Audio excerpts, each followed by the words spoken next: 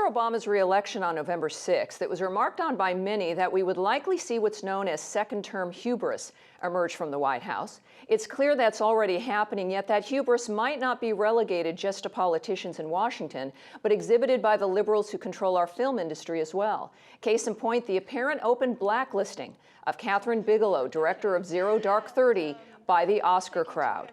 Her film was nominated for Best Film and Best Screenplay, but headlines in both the entertainment and political press openly declared it was a snub when she was not nominated for Best Director. Some insiders, including Academy members, have remarked this is punishment for her not paying liberal allegiance with her film. She and the film came under fire, as an example, for indicating so-called torture assisted us in locating bin Laden. Here to discuss this turn of events are smart guys Stephen Green and Scott Ott.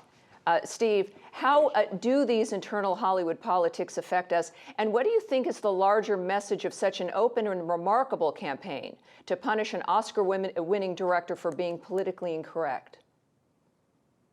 You know what? This is what scares me about this story. I'm old enough to remember when the progressive left was subversive. They did these things behind the screens. They didn't put out propaganda movies. They put out movies that had subtle little messages. Well, now they're comfortable enough in their power and their control over the culture that they feel like they can wage open war just where everybody can see. They crack the whip where everybody can see. And what it reminds me of is under Stalin in the Soviet Union, they would put out these terrible, terrible pictures back before Photoshop where they had painted out unpersons. And it was obvious that the unpersons had been painted out. The message being to everybody, this is how obvious it is, don't make us do this to you.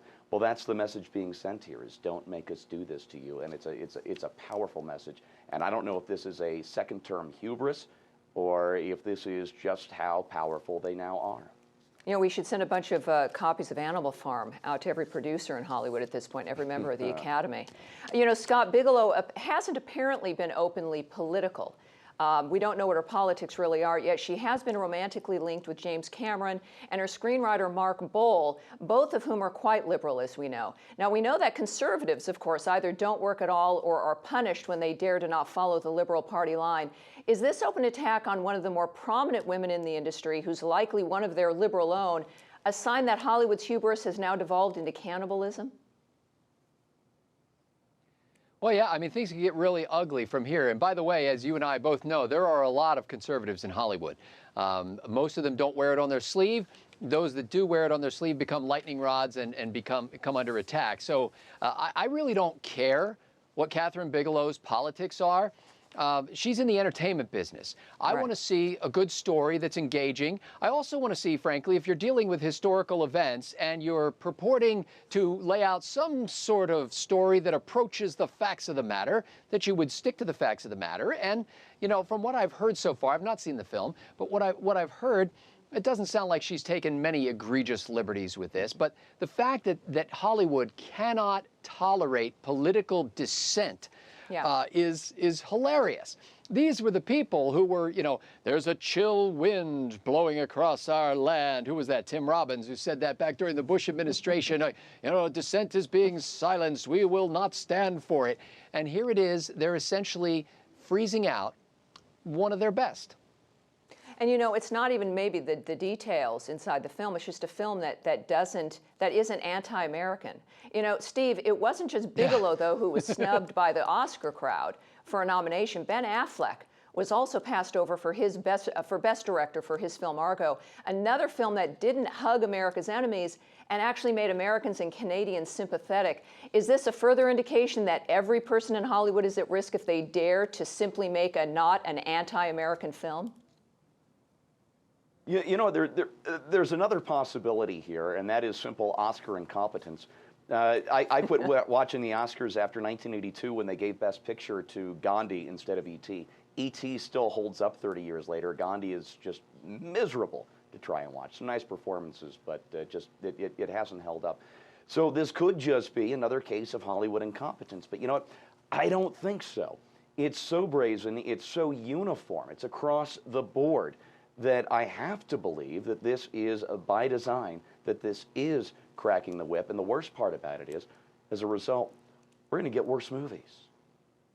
Yeah, true. You know, the favorite movie for me is Babe, the pig movie. They're truly perhaps one of the best movies ever made, and never got the Academy Award. Scott, the film industry hasn't been a friend of this country since World War II. Could the silver lining of this sort of political hubris have a backlash? And Steve thinking, you know, we're going to get worse films, but could it compel some filmmakers to actually condemn the increasing internal tyranny of their own industry? You know, and wouldn't actually that be a good thing for all of us? I think we're seeing that happen. Yes, absolutely. And I think we're seeing that happen little by little. Good. You know, I was going to joke that Kathryn Bigelow may decide that she can sort of check out of the mainstream of Hollywood and decide to go indie and maybe go to Sundance where she'll be treated with equanimity. I don't think it's going to happen there either. You know, people like our own Bill Whittle, who is, you know, out traveling this week. Bill and his friend Jeremy have started a company called Declaration Entertainment. They've made their first movie, and they're going to be in the process of making more movies. More and more conservatives are starting to rise up and not necessarily say, hey, I want to make a preachy conservative film. Mm-hmm. They just want to make a good story that doesn't have the subtle undercutting of the constant negative leftist anti-American theme ringing through it. And I think people who do that will be embraced with large audiences. Yeah, let's hope so. And Bigelow is somebody who now, with her renown, would be able to do something if she chose to. So we'll see who the heroes are and who they are not. Steve and Scott, you two are heroes. Thank you very much. You know, for many of us who are film lovers and admirers of creative people, the decline of Hollywood has been heartbreaking. As we know, film and entertainment can elevate and inspire or denigrate and destroy. Last year, Kathryn Bigelow broke a ceiling by being the first woman to win the Oscar for Best Director. For those of us who come from the left, we're not surprised it took until the 21st century for liberals to break that ceiling. But perhaps a few in Hollywood, and maybe even a few women, will finally have enough and begin to push back.